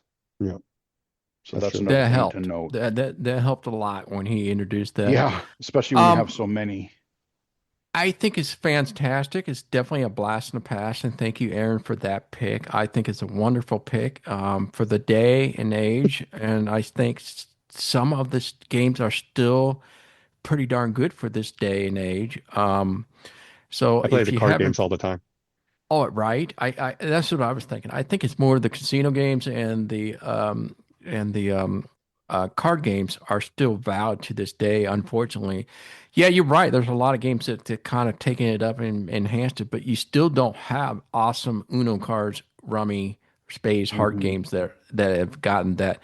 I just felt like he made the game, fixed the bugs, and then he left. There was no update. There was no, it was like next Mhm. to the next game. It was just on to the Yeah, next and the next and next. And I can't figure out if he was just trying to score up as much money as he get from us. I don't know. But in the end, when you do love that game, it was awesome.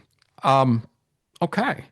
Well, thank you, Aaron, for that wonderful pick. I love it. And to the next category, we got Mr. Jesse over there for the Crossing console. So these are games that are not always going to be on Apple products or Apple platforms. So this is the point of this segment. So what do you got for this month, Mr. Jesse? I'm curious to what you got. So yeah, it's going to be kind of another. I promise I'll mix things up next time. But the game that I picked this time is Stories of Blossom, and the reason I picked it, we were kind of hoping to get to the episode kind of before the holidays, and I thought this would be a really good game that is family friendly. You can show that games are accessible, but they can be, very kid friendly. You can play it with your kids, your grandkids, whatever. Um, so yeah, I mean, I promise next time I'll do something maybe a little more actiony or maybe a racing game. We'll see, we'll see. I've got a few ideas. But Stories of Blossom, it's kind of on the similar lines of it's kind of a point and click adventure style game, sort of like As Dusk Falls, but where As Dusk Falls was definitely your adult crime crazy themed game. Stories of Blossom is a very kid friendly game. I did play through it all the way on PC, so you can get it through Steam. I believe you can get it pretty much on most of your modern consoles, your Xboxes. I don't know if it's on PlayStation. I can't remember.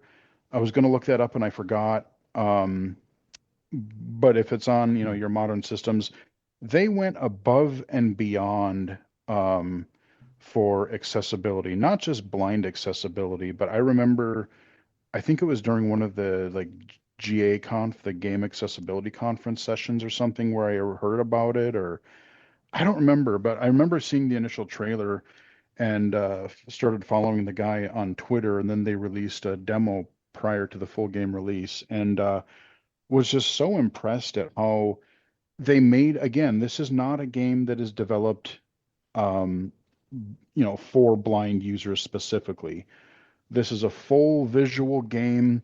It's got kind of almost like a hand drawn, hand painted, like a storybook that you would read to your kids vibe to it. It has human narration, so it's like this grandpa is telling a story to his granddaughter, telling these stories, and there's a little bit of, you go back and forth between, you get a little bit of the grandfather and the granddaughter, and then you get these kind of make believe stories that he's telling about all these little creatures and things. Um, but the way it works is, you can play it as a traditional point and click where you move your cursor around and point and click on things, and you might have to use an object or interact with something, or you may find and pick up something, and then you have to combine it with something else or use it in the world. So you might, in the early one of the early puzzles, you go into this place and you have to make a good habitat for a plant to grow. And so you find different things in the environment where, like, oh, you have to, again, and it's a good kind of teaching things for little kids and stuff. You'll find a little clippers, and you'll find that, oh, there's some vines growing over the window, so you go to use the clippers on the vines to let the sunlight in, and then you might find a watering can, and you go back out to the fountain and fill it up and water the plant, that kind of a thing. But what it's really does well is, like, the moment you start the game, you're presented with like accessibility options. You can have text to speech right away for menu narration, and you're given a lot of other accessibility features, font size, subtitle options. There is human narrated audio description. I mean, even to the point where you go through this initial menu, you choose your initial settings and set up your accessibility features. And then even before you get to the main menu, it literally, the logos, the developer logos have audio description. So like it'll tell you like, oh, this is a orange and black square, and it says the logo, blah blah. I forget the name of the company. Hmm. Um, but no, I mean, if they go, and so every time you enter a new scene in the game, so the character walks into a new scene, it'll give and even between like a cutscene or like, the grandpa and daughter talking, they will, like, if there's something like a new character pops on the screen, or there's something that happens, to kind of, a little goofy thing that'll happen, they'll put that extra little pause in there if you have audio description enabled, and you'll get the audio description for it. And then, of course, Hmm. the characters themselves in the game, all the characters are voiced. You kind of have the grandpa doing the narration. So it's just a really kind of, I'm sure like a lot of people are going to be like, oh, well, this is just a, baby game. This is a kid's game. But, like I said, I think it's important that kids have family-friendly content too. I mean, am I going to go back and play this game, repeatedly in the future? No, probably not. But I played all the way through it, and for what it was, it was kind of a fun little thing just to see the stories. And if I had a kid or something like that, it would be something that I could easily be able to play with them. Um, but yeah, I mean, if you've ever played a point and click adventure, you talk to people, you find items, you see other items, and you figure out how to use one item on another, and you've got your little backpack, so you store items in there, and then when you need them, you can use them. But it's like I said, it's got a really nice presentation, visual presentation. It's very well, it's like an audio kids storybook kind of come to life, both visually and audibly. And so, yeah, I figured, around the holidays, family together, just having something like that would be a good option. No, that's a fantastic choice. I mean, that's the whole point is that this podcast for Gamers Corner is not always about adult games. We definitely want to be talking about kids game that comes across, and this is definitely one of those. Did you do a podcast on this? Yes, I actually did. Well, I did two. I did a demo video for it, Mm-hmm. and then I did a PC accessible game spotlight video. So if you look up the in the PC accessible game spotlight videos, I did a kind of a spotlight for the full game. And I know I have, like, people will sometimes ask me, and this goes for iOS or PC or console games, because what a lot of people will do, when they stream on Twitch or they'll do something on YouTube, and a lot of people, have asked me for various games over the years to do full playthroughs. People will play through a game all the way through on Twitch or on streaming on YouTube, or upload it to YouTube in segments. And I will do that occasionally, but especially what I find, what my kind of theory, my kind of philosophy is, I might do that down the road at some point, but that isn't really the primary focus of my channel. If it's something I'm really hooked on and something I really just kind of want to have an excuse to play through again, yeah, I might do a recorded playthrough of it. But I really, the reason I call a lot of these spotlight videos is because, especially for the accessible games, I want to encourage people. I want to show people that these games are available, show you how accessible they are, give my critiques, give my suggestions and whatnot. But I want to give you guys just enough of a look at it, to maybe get you interested, and then buy and play the games for yourself. Because watching the game isn't the same as playing it.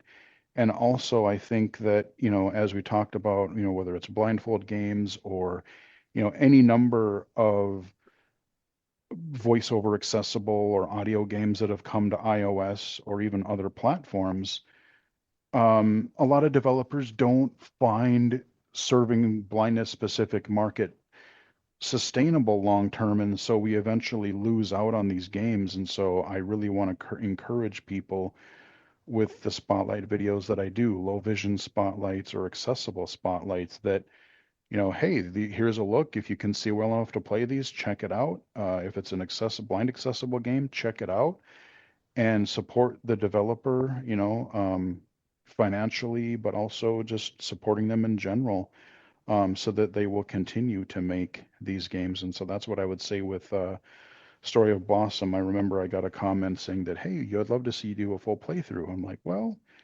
maybe eventually, but I want you guys to play it because you can.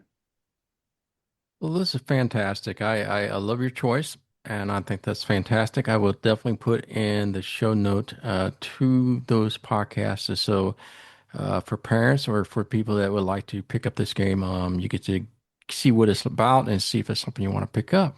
Now, on to the last segment, and to kind of wrap up the Gamers Corner for this edition. This is one of those favorite times of the year for me because the end of the year comes different types of awards for games, and I'll kind of start with the first one here. I think this is one of yours. Is this not yours, Aaron? Aaron, this mobile accessibility game pick of the That year? is it. Yep. Yeah, Mobile Accessible Games is the Facebook group that I run that has about 3,700 blind and visually impaired gamers who are a part of it. And we review, basically, I'm on an every 2 week schedule. So I did 30 game reviews last year. And what the people do is they vote on, of the 30 games I reviewed, those are what are eligible for Game of the Year. So it's not necessarily 30 new games that came out last year. It just happens to be 30 games that I've reviewed last year. Mm, okay, So it's so a I was going to little ask you bit. what the criteria was. So Yeah. it's of the games that you review for that year, let's pick one of those. Right, Okay. exactly. So I show them the list of all 30 games that got reviewed, and they pick. I used to be at a pace of 50 games a year. I used to do one a week, but Oh, life has wow. gotten, yeah, life has gotten hard, and actually it's just been harder to find games to review. Uh, Right. so after this is the fifth year of it, so I'm up to 200 plus games that I've reviewed over the years.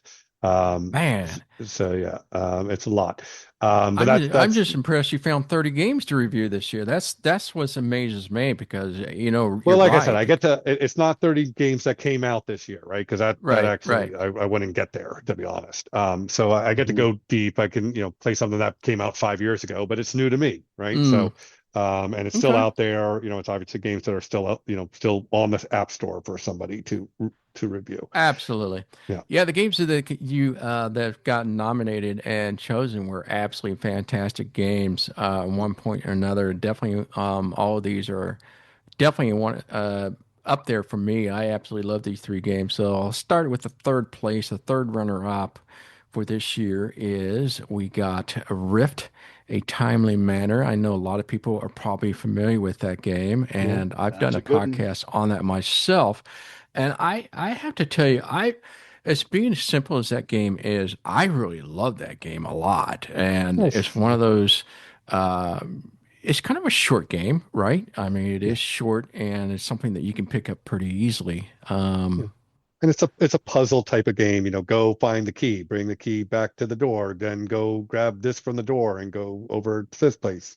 So it Hmm. reminds me of the old Myst games, if you remember those from the 90s. Oh, those were maddening though, because those Yeah, puzzles were so so inscrutable. hard. Oh, Yeah, yeah, so hard. But so yeah, it's a fun puzzle game. What really is fascinating, I don't know if you've noticed this with your voting over on Applevis.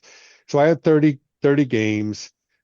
Of those 30 games, 17 of the games got at least one vote.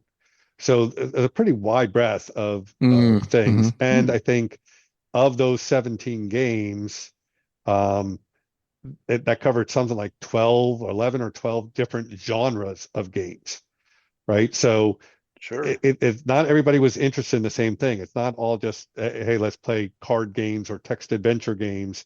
There are a lot of different genres and a lot of different interests in people, which is what I just find fascinating. It's been kind of like that every year. There's kind of been, anywhere from 11 up to 16 different genres represented, and over 50% of the games that Hmm. I've said are eligible have gotten at least one vote. So I just find that fascinating. It really encourages me of, you know, we're not pigeonholed into just one type of game. Absolutely. That there is something for everybody. And as I tell people who, aren't aware of mobile accessible games and the 230 plus games that I've reviewed, I tell them, like, whatever you're into, there is at least one game on that list that fits that category, Sure. and hopefully more than one. I Yes. think there's something like 45 different game genres that I've counted, that are represented under those 230 game reviews, 230 plus game reviews I've done. So I'm always fascinated. I'm always looking for something that's a new genre, because that just fascinates me when I've played something that has never played before. So yeah, that's what really just makes it exciting for me, is just to see the breadth, see all the different interests from the people. And it's my favorite time of the year when I get to put out, hey, everybody vote. That's they get the whole month of December. So from December 1st to December 31st, that's the open time period for people to vote. Gotcha. A second winner up is For Shovel. I have never played that game. Now, apparently it must be pretty popular, because that is a popular game on AppleVis. A lot of people did vote for that as well. So that is a pretty popular one. It's I'm still on that. playing it. Oh You're yeah. still playing it? Is that what you said? Yeah, I'm still playing it. It's one of those, it's an idle game. So basically, like, I check into it maybe like once a day, maybe twice a day. And you just, you tap a few buttons, you kind of help your clan, you do a couple little kind of auto battle things. And it's just, I mean, there's like, I don't know how much longer I'm going to keep playing it, but like, it's just one of those, like, I can just, pop in for 5 minutes, do my thing, and then move on with my day. It's got an RPG component to it, where you can kind Yeah, of it's an idler decide, though. well, I'm going to up level, just be a super strength character, while I might be a super intelligence character, and so we can make our characters a little different from each other. Yeah, it's a nice, fun little idle RPG type of game. Again, I played it for a while, but unfortunately, in the game review world, you always got to move on. So, but yeah, that one was interesting, and it's a sequel to I'm gonna blank on the one. It's very similar game, but it was a Yeah, sequel I played that to for a while. I knew you were going to say that too, and I'm like, I don't remember what the name of the game yeah, is either. I I'm can't blanking on it. remember. It'll It's still on my phone, but I haven't played it in Yeah, ages. we'll see if it pops into my head before this podcast ends. All right. And then to the grand finale of the game of the year on the mobile accessibility game pick of the year goes to Land of Livia. So now that one, you're talking my style. That's the one I would have picked for the year myself. I don't know, guys. I there's everything I love about the game is that one, and I know everybody's feeling of different type of game, but that I think. Regardless, all three of those games are rightly deserved and perfect. Those are absolutely fantastic games. Now, with Land Olivia, it actually has been reviewed twice at Mobile Accessible Games. So I reviewed it many years ago, but fairly recently they did kind of a major overhaul of the game. So I decided Yep. to step back in and play it again. And kind of my review is kind of like, well, this is when we saw this 3 years ago, it was like this, and now here's some of the new things and the new features and improvements. So that's how it ended up on the 2025, even though that's a game that's been around for a while. Now, one of the things that make this game even funner for Aaron Spelker is the developer of that game gave me a code that allows me to bypass any time mechanic. I'm so jealous of you. So I don't have to wait the hour How for do you rate, traveling. sir? Oh my God. It is the best, because I can really I hate play the you. game and not have to be caught behind, oh, I need to wait an hour to travel from one That's my destination. one critique. I'm impatient. I admit I have low patience, and so like, gimme. Yeah. I want to I play. told them to make it where I can pay $5.99 or whatever, $3.99 to buy Oh, I would to totally do that if yeah. I could just do a one-time unlock, skip timer purchases. Heck yeah, I'd do that. It defeats the purpose, though, Aaron. For God's sakes, buddy. No, because you get the story, and you're still moving around, and you're Because still I got finding the stuff. time to play now, man. I don't So have so there's a time to fun thing. wait. So Oh, so there's a I fun mean, thing. the original purpose of the game was it was I intentionally know. done for that reason. And then we have the Apple Viz. Now we do have a couple categories, but one of those categories is the best game of the year. Now the criteria for Apple Viz is a little slightly different. It has to meet quite a few criteria to make it as a nominee in the first place. And so, first, it has to be a new game of that year. So, whatever game is that year gets placed into a pot. So, all games get listed as nominees that came out that are accessible. Now, Obviously, anything that's halfway accessible or not accessible or don't get into the pot, but that's how we put that in there. And the other half is that if a game receive a major update, such as Land of Olivia in this part, yeah, it's been out for many, many years, but they really made a huge push in the past year, putting a lot of enhancement updates to the game. And one of those in recent updates, guys, is it reduced the time. Now, of course, it doesn't get rid of it, but the time is less, much more considerably less than it used to be, or a little bit less. But Mm. they make changes to it all the time, which is fantastic. But that is how that works. And then we have a committee, and Aaron and Jesse were part of those committees that were able to go through the pot of nominees that I gave them, and then they just kind of pick what they thought would be the best of the best. Because we only pick probably 8 to 10 games that we think that should be up there, because we want to concentrate the votes on the best of the best and try to find a good one. It's not much fun when you have a lot of games and then you only get one vote for a lot of them. You only get two. I don't know. We do things a little bit different there. So, not that anything's wrong or right about anything, but that's how that works on AppleVis. With that up, third runner up was Land of Olivia. So I was really glad to see it made it in the top three, because I definitely think it was definitely a top three game of the year, hands down. As I mentioned before, there's not very many games that lives on my phone on the front page. Yeah, I have a game folder that has stashed away a bunch of old games that I haven't touched for years. But there's always a handful of games I consistently play all the time, and it's right in the front. And Land of Olivia is definitely one of those. The second place runner up, and I think this was rightly deserved, but I question if it's a game or not, but it is Art of Fauna. A lot of you probably heard about Art of Fauna. I had an interview with the developers back in June when they were nominated as a WWDC convention of one of the finalists. And of course, it was also Apple's made it one of the finalists best app of the year from Apple in the cultural diversity category. So it is a good game. It's not really for me. There's a lot of people that love words type games, that it really appeals to them. So I definitely think that it kind of appeals to them, because this is a game when it breaks up a sentence, and the sentence is fragmented and it's broken up and it doesn't make any sense. So you have to replace the words in place to make the sentence sound correct. And so once you get that in the right pattern, in the right way, and then you unlock the puzzle, and each of the puzzle is an art of a nature and or animal. I think the concept is fantastic. I thought the voiceover accessibility, what he's done to it, is really great and fantastic. But rightfully deserved. I thought it was great for second place. Yeah, Let me ask you this question about that one. Sure. Because I am a little bad about. I played Art of Fauna, and again, it was kind of like a simple educational thing. When, Yep. as you said, when you get the sentence together, okay, now I've learned about whatever tigers in Africa or something. Um, but do you think it got most votes? Because my understanding from people who are cited is that the artwork allegedly is very beautiful.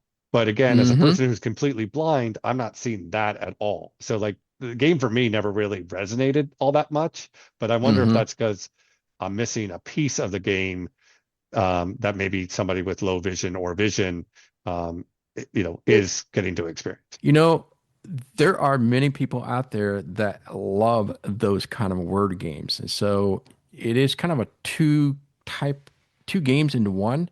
But as a voiceover, it's just strictly blind. You're only getting one portion of that game. Mhm. yeah, kind of. And I'm trying to remember if the pictures themselves, once you were showing the picture, I'm trying to remember if they did like a quick little audio description of the picture. I don't remember if they did or didn't do that, but this is a game that I also covered on my channel, and the thing that I would say about it is it, again, this is one that, I totally think it's got a cool idea, and I might play a round or something every once in a while just to, like, oh, let's learn a random fact or something. But where I think that some of these games, like we talked about the blindfold games earlier, and other games. This is one where I think it can be used in an educational setting Hmm. really well, because if you are trying to teach somebody assistive technology, be it a computer or an iPad or a smartphone, if it all depends on how you're teaching it to somebody. And if you're making it interactive, if you're making it like, oh, well, just memorize a bunch of commands or memorize a bunch of gestures, and then you practice them. And let's open up Word, let's open up what Excel, or let's, on the phone, let's go open the mail app, or let's go, they're kind of like drier subjects. But if you can also then get them into, like, again, that's why Windows included Solitaire and Minesweeper earlier on, because people had never used a mouse before, and Solitaire was something that was very familiar to people who just, had took a deck of cards and played Solitaire. So it got, and when I used to do tech training at my previous job with low vision users, that's one of the things that we would, I would get them set up with something like Zoom text, and then we would, get them to where they could see and read things pretty well. And that first day or class session or two, I would do that. I would get them playing solitaire, because they would get used to being zoomed in on the screen, and they were frustrated at first. But then, like a half an hour in, by the time they were getting frustrated with the game because they weren't given the right cards they wanted, and they weren't even thinking about the mouse, or you're zooming in and not seeing the full part of the screen. So I think, games like Art of Fauna, that are not only can be used for educational value, but on top of that have like an educational value for, like, oh, I'm learning some facts about us, nature or science or animals. And so, And like, that's sentence something that structure. you can, what's that? And sentence structure.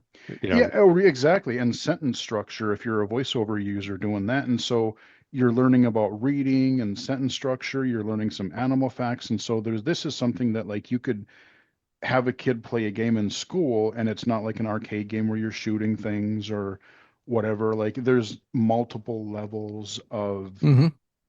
educational value to it. So even though it might not be something that we would play, I think that's where I try to point out that those are some really good use cases for it. Well, the point of the 10 games that gets nominated is that you got what Aaron was hinting at earlier on the mobile accessibility is no different than an Apple Viz, is that you got a wide spread of people what they deem as fun and games that Hmm. they like to play. And this is definitely one of those educational games for certain. But the majority of the people that are playing this game are blind. There are some that are low vision, but I think a majority of those that did play it, it's just like those games. So And it's just it's a great chill to game. see that he was a finalist for the WWC, and it's so great to see that he was a finalist for the Apple App of the Year as well. So it's wonderful to reward the developers for their hard effort to make something like this for the visually impaired community. So I was really glad to see it came up in the top three, and then finally the finalists and the game of the year. Now this went to a two-way kind of a duel for Adventure of Faith folks, because oddly enough, Adventure of Faith came out with two games last year. There was a Core Quest early in the year, and then Dungeon a later part of last year. And so Yeah. we kind of combined them to call it the Adventure of Faith Core Quest Dungeon, and that won by a landslide. Now, within the top three, it probably landed about 80% of the total vote of all the Oh, nominees. So it well gives you an deserved, I think. idea how impactful these top three games were compared to the others. So it made a big difference. But Adventure of Faith obviously won it, and I have to say it deserved that spot. I think all three of them could have played won first place, but in my view, if you got made in the top three and 80% of the vote, that you all won. But Adventure of Faith won for the core quest and dungeon. So congratulations to all the winners out there. And I find it really impressive that, as you said, they had 2 games in 1 year, and these aren't little games, man. These are, you kind of get, maybe you can reuse some of the assets or some of the core design because you have the same grid dungeon and a lot of the same interface and mechanics, but there's still a lot of like variation in like Well, classes and mechanics and well, monsters and and things. they made a major change to go to a roguelike, Yeah, which yeah. is So different. And I think it, on Core Quest, as you played through the levels, I think those were the same layout while Dungeons is randomly generated. yes, So I so think, yeah, those I are think two you're huge right. changes. Well, that's what I mean is like it's impressive that they were able to crank out such deep Yeah. games 2 in 1 year. That's pretty good. Right. And they're And both that is a fantastic. very, very deep game. That is not a simple thing you just write up in a couple months. These guys Yeah. took some time to develop it. I'm sure he had the engine core in place. He was able to change things up a little bit to Hmm. entice it. But nonetheless, I know it took them a long time to create the game. So, which is fantastic to see that they made it up there. Well, guys, that's pretty much going to do for the Gamers Corner for this edition. I I appreciate you do. coming on, both of you, and I think we got some fantastic reviews in here, and we y- definitely review some fantastic games, fun games. I absolutely love some of the games that we just covered here today, and don't worry, we will be back eventually, probably in about 3 months down the road again. We might come up with a special edition in between. You never know. So we'll see you guys then. But thank you so much for the both of you for coming on, and hopefully you guys both get a new name. I love Jesse and Aaron, but you can always say, hey. And as I'm going to sign out with the Gamers Corner for this edition, is that my name is Thomas Domville, also known as Anonymous, and the other guys are just, well, Yeah. Jesse and Hey, Aaron. Hello there. I got illegally cited, man. I'm rather proud of that name. I came up with that one. I love that name. I love it. I stumbled onto that one, and I really kind of like that. Yep. Because what had happened is I used to like people would ask me all the time, what is your you meet somebody new, what's the first thing that they ask you? Well, what can you see? What is your vision? And I don't mind answering questions about that. I'm totally fine. But then I thought about it, and I just wanted to start messing with people. So I'd just say, oh, I'm illegally cited. And you could just hear the gears turning away in their head, kind of processing it for a second. And then they would get it. Because it's kind of this whole spoof on if I'm legally blind, then I must be illegally cited. So that's just kind of, and then that's just become my brand as I I started know, but going to it's YouTube. not like a cool Superman superhero name, you know? I don't know. I know. I I'm just like it. giving you a It's hard time, oh, man. I I'm know. giving It's totally fine. you. I'm good with it. uh, I rather like it. So all we're gonna, right. yeah. All right. Well, that's going to do for this time, guys. We're signing out. Take care. Bye-bye. Thank you. Thank you. This podcast was brought to you by the community at applevis.com. Applevis, empowering people who are blind, deafblind, or who have low vision to get the most from Apple products and related technologies. A proud member of the Be My Eyes family. For more information, visit our website at www.applevis.com